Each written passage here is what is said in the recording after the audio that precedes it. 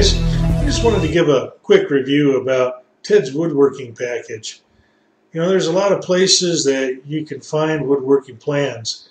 Trust me, I've probably looked at most of them. I've taken woodworking plans off of the internet, out of woodworking magazines, you name it.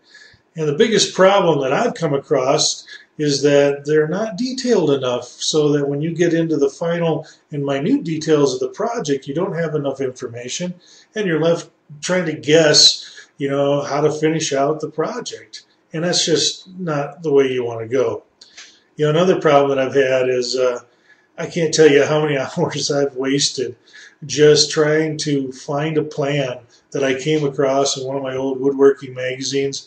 You know, I maybe I'm ready to do the project now, and I just go through sifting all those magazines, and you know what? Can't find that plan that I need at that time for the life of me. So I'm sure you can.